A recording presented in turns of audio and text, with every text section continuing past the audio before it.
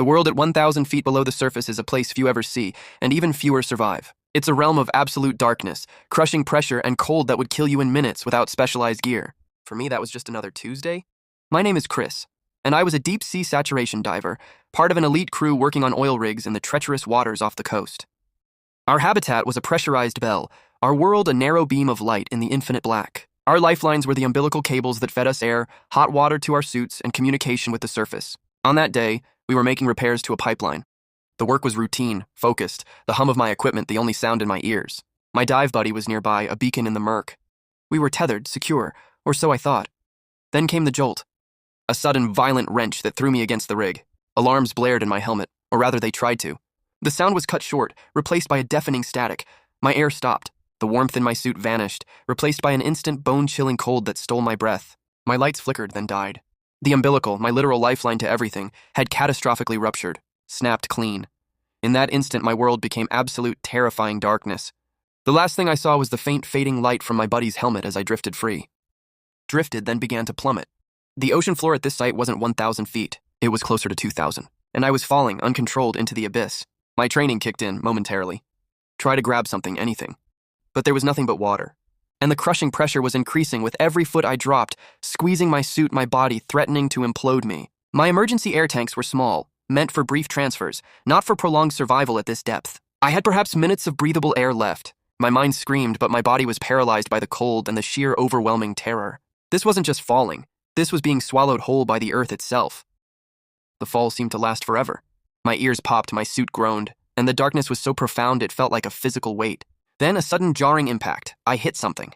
Not the bottom, but some unseen structure, maybe a part of the rig that had broken free or a debris field. I was tangled, momentarily caught. It bought me precious seconds, enough to attempt to orient myself. My emergency lights' tiny pinpricks barely pierced the blackness. I was trapped, my suit was damaged, leaking precious heat. The emergency air was dwindling. I tried my comms again, desperate, nothing but static. My dive buddy back on the surface would have seen the umbilical pressure drop to zero, heard the alarms. They would know I was gone. They would be searching. But how could they find me in this inky blackness, thousands of feet down, untethered and falling? Days blurred into an agonizing fight for every breath. The cold was constant, gnawing at my bones.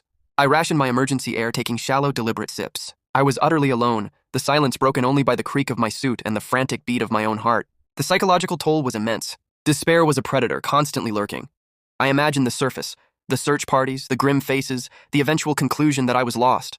A statistic. My suit's integrated survival system was my only hope. It had rudimentary heating and a rebreather, but it was designed for hours, not days. I had to activate it, knowing it was a gamble. The carbon dioxide buildup would eventually poison me, but without heat, I'd freeze.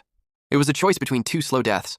I chose the longer one, clinging to the faint hope that a miracle might happen. I drifted, conserving energy, trying to maintain some semblance of sanity. I heard noises, creaks, groans, vast unseen things moving in the depths, or perhaps just my mind playing tricks. As my air dwindled to nothing and the cold became unbearable, something shifted. My suit, designed to withstand intense pressure, was failing. A new, terrifying sound, a metallic groan from the outside. I knew this sound. It was the sound of a remote-operated vehicle, ROV. They had found me, but it wasn't easy. The ROV, operated by a team thousands of feet above, had stumbled upon me purely by chance. My suit's transponder, barely functioning, had emitted a faint, erratic signal. The ROV's lights pierced the darkness, blinding me at first, then illuminating my ghostly white hand, reaching out. The rescue was a slow, painstaking process. They couldn't just pull me up. The rapid change in pressure would kill me instantly. I had to be carefully secured, brought into a diving bell, and then undergo weeks of decompression in a specialized chamber on the surface. Each day in that chamber was a fight against the bends as nitrogen slowly left my blood.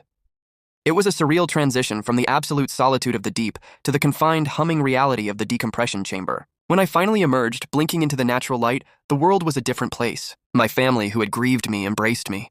The story of the diver who fell into the abyss became a legend in the diving community. I was the man who survived what was considered unsurvivable. My life was forever changed. The psychological scars ran deep, the trauma of absolute isolation and the brink of death.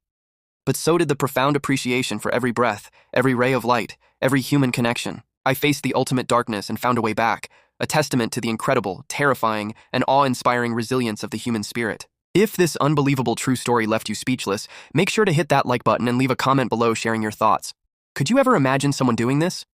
And if you haven't already, subscribe to Story Shock so you don't miss our next deep dive into the most astonishing true events. Don't forget to ring that notification bell too, so you're always the first to uncover the shocking truth.